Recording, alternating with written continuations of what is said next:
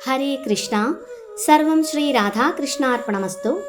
അധ്യായം 5 കർമ്മയോഗം, കൃഷ്ണാവബോധത്തിൽ പ്രവർത്തനം. ശ്ലോകം 21. ബാഹ്യസ്പർശേഷ്വസക്താത്മാ വിന്ദത്യാത്മനി യത്സുഖം സ ബ്രഹ്മയോഗയുക്താത്മാ സുഖമക്ഷയമശ്നുതേ. വിവർത്തനം. മുക്തനായ ഒരാൾക്ക് ഭൗതികമായ ഇന്ദ്രിയ സുഖങ്ങളിൽ ആസക്തിയുണ്ടാവില്ല. അയാൾ സമാധി പൂണ്ട് ആത്മാവിൽ തന്നെ എപ്പോഴും ആനന്ദമനുഭവിക്കുന്നു. പരമതത്വത്തിൽ ഏകാഗ്രമായി മനസ്സൂന്നുന്നത് കൊണ്ട് ആത്മസാക്ഷാത്കാരം ലഭിച്ച വ്യക്തി അളവറ്റ ആനന്ദം അനുഭവിക്കുന്നു. ഭാവാർത്ഥം. കൃഷ്ണാവബോധത്തിലെ ഒരു മഹാഭക്തനായ ശ്രീ യമുനാചാര്യർ ഇങ്ങനെ പറയുന്നു: യതവതി മമ ചേതഃ കൃഷ്ണപാദാരവിന്ദയോ നവനവരസ ധാമന്യുദ്യുതം ത്രന്തുമാസീത് തദവതി ബദ നാരീസംഘമേ സ്മര്യമാണേ ഭവതി മുഖ വികാര സൃഷ്ടു നിഷ്ഠീവനം ച. ഞാൻ അതീന്ദ്രിയ പ്രേമത്തോടെ കൃഷ്ണ സേവനത്തിൽ ഏർപ്പെടുകയാൽ കൃഷ്ണന്റെ നിത്യനൂതനമായ ആനന്ദത്തെ സാക്ഷാത്കരിക്കുന്നതുകൊണ്ട് ലൈംഗിക സുഖത്തെപ്പറ്റി ഓർക്കുന്ന മാത്രയിൽ എൻ്റെ ചുണ്ടുകൾ കൂടുന്നു. വെറുപ്പുകൊണ്ട് ഞാൻ തുപ്പിപ്പോകുന്നു. ബ്രഹ്മയോഗം അല്ലെങ്കിൽ കൃഷ്ണാവബോധം സിദ്ധിച്ചവർ പ്രേമഭരിതമായ കൃഷ്ണസേവനത്തിൽ മുഴുകുന്നതുകൊണ്ട് ഭൗതിക ഭോഗങ്ങളിൽ അവർക്ക് ആസ്വാദ്യത പൂർണ്ണമായും നഷ്ടപ്പെടുന്നു. ഭൗതിക ഭോഗങ്ങളിൽ ലൈംഗിക സുഖമാണ് മുഖ്യം. അതിൻ്റെ മാസ്മര ശക്തിക്ക് വഴങ്ങിയാണ് ഈ പ്രപഞ്ചം തന്നെ പ്രവർത്തിച്ചു പോരുന്നത്. ഈ ഒരു ഉദ്ദേശ്യമില്ലാതെ ഭൗതികവാദികൾക്ക് പ്രവർത്തിക്കാനാവില്ല.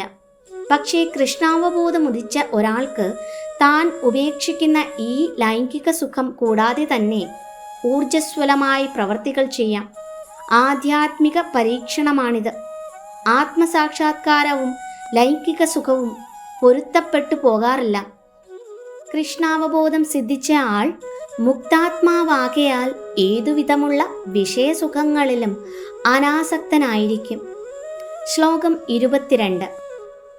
യേഹി സംസ്പർശജാ ഭോഗാ ദുഃഖയോനയ ഏവ തേ ആദ്യന്തവന്തഃ കൗന്ദേയ ന തേഷു രമതേ ബുധഃ. വിവർത്തനം. ബുദ്ധിമാൻ ഭൗതികേന്ദ്രിയങ്ങളുമായുള്ള ബന്ധം മൂലമുണ്ടാകുന്ന ദുഃഖങ്ങളിൽ പങ്കുകൊള്ളാറില്ല. അല്ലയോ കുന്തിപുത്ര, ഭൗതിക സുഖങ്ങൾക്ക് ആദിയും അവസാനവും ഉള്ളതുകൊണ്ട് അവയിൽ ഒരിക്കലും ബുദ്ധിമാന്മാർ സന്തോഷം കൊള്ളുന്നില്ല. ഭാവാർത്ഥം. ഭൗതികമായ ഇന്ദ്രിയ സുഖങ്ങൾ ഇന്ദ്രിയങ്ങളുമായുള്ള ബന്ധം കൊണ്ടാണ് ഉണ്ടാവുന്നത്. ശരീരം ക്ഷണികമാകയാൽ അവയും ക്ഷണികമാണ്. മുക്തനായ ഒരാൾക്ക് താൽക്കാലികമായ ഒന്നിലും താൽപ്പര്യം തോന്നാറില്ല. അതീന്ദ്രിയ സുഖാനുഭൂതികൾ നന്നായി അറിയുന്ന ഒരു മുക്താത്മാവിനെങ്ങനെ ഈ മിഥ്യാസുഖങ്ങൾ ആസ്വാദ്യങ്ങളാവും? പത്മപുരാണത്തിൽ പറയുന്നു: രമന്തേ യോഗിണോനന്ദേ സത്യാനന്ദ ചിദാത്മനി ഇതി രാമപദേ നാസൗ പരം ബ്രഹ്മാഭിധീയതേ.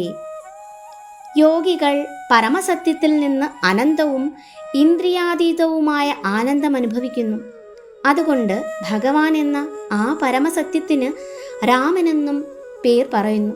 ശ്രീമദ് ഭാഗവതം 5:51 ഈ വിധം പ്രസ്താവിക്കുന്നു: നായം ദേഹോ ദേഹഭാജാം നൃലോകേ കഷ്ടാൻ കാമാനർഹതേ വിഡ്ഭുജാം യേ തപോ ദിവ്യം പുത്രകായേന സത്വം ശുദ്ധേസ്മാത് ബ്രഹ്മസൗഖ്യം ത്വനന്തം.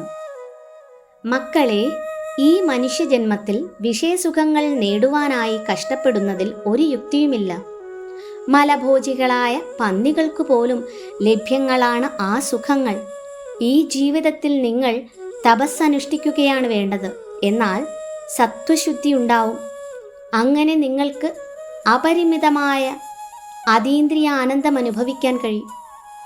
യഥാർത്ഥ യോഗികളാവട്ടെ, വിജ്ഞരായ അതീന്ദ്രിയജ്ഞാനികളാകട്ടെ, വിഷയസുഖങ്ങളിൽ ആസക്തരാകാറില്ല. അവ വീണ്ടും വീണ്ടും പ്രാപഞ്ചിക ജീവിതത്തിനിടയാക്കുന്നു.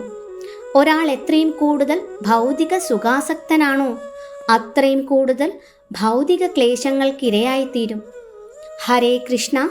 സർവം ശ്രീ രാധാകൃഷ്ണാർപ്പണമസ്തു.